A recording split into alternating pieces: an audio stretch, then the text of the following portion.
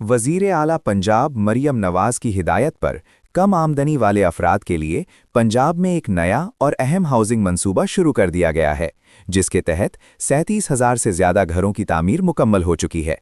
इस मंसूबे का मकसद ये है कि मुस्तहिक ख़ानदानों को अपनी छत और महफूज घर फराहम किया जाए। इसी पर बात करने के लिए ब्यूरो चीफ लाहौर अरसलान रफ़ीक भट्टी हमारे साथ ज्वाइन हो चुके हैं।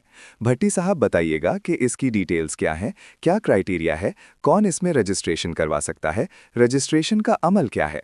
भट्टी साहब ने कहा कि पहली बात यह है कि वज़ीर आला मरियम नवाज़ ने एक अज़्म के साथ ये काम शुरू किया था कि जितने भी बेघर अफराद हैं, जिनसे माजी में सिर्फ वादे किए गए और उम्मीदें दिलाई गईं, लेकिन ऑन ग्राउंड काम नहीं हुआ, अब उनके लिए वाकई ज़मीनी सतह पर काम हो रहा है। बहुत से घरों की तामीर मुकम्मल हो चुकी है और कई घर वक्त से पहले ही कंप्लीट कर लिए गए हैं। इस मंसूबे के 2 प्रोग्राम्स हैं। एक प्रोग्राम ये है कि अगर किसी के पास अपना प्लॉट मौजूद है तो हुकूमत की जानिब से उसे घर बनाने के लिए रकम दी जाती है।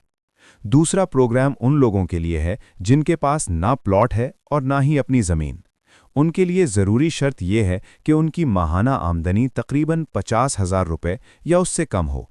ये स्कीम ज़्यादातर मज़दूर तबके और गरीब लोगों के लिए है, जबकि मुतवस्सित तबके के लोग कम शामिल हुए हैं। इस स्कीम के तहत 3 मरले के घर बनाए गए हैं। अगर किसी के पास 5 मरले की ज़मीन हो तो उसे भी हुकूमत की जानिब से मदद दी जाती है। ये दोनों स्कीम्स अपनी छत अपना घर और अपनी ज़मीन अपना घर के नाम से पैरेलल चल रही हैं। ये 37,000 घरों का वादा माजी में भी किया गया था, लेकिन उस वक्त सिर्फ वादे थे। अब ये ख्वाबों की ताबीर बन चुका है और लोग अपने नए घरों में शिफ्ट भी हो रहे हैं। ज़्यादातर ये मंसूबा छोटे शहरों और सबअर्बन एरियाज़ में है। लाहौर, रावलपिंडी, फैसलाबाद और सियालकोट जैसे डेवलप शहरों के बजाय उनके गिरदोनवाह के इलाकों में ज़्यादा घर बनाए गए हैं, जैसे कसूर के करीब दीपालपुर, ओकाड़ा, साहिवाल और आगे जाकर सरगोधा बेल्ट तक।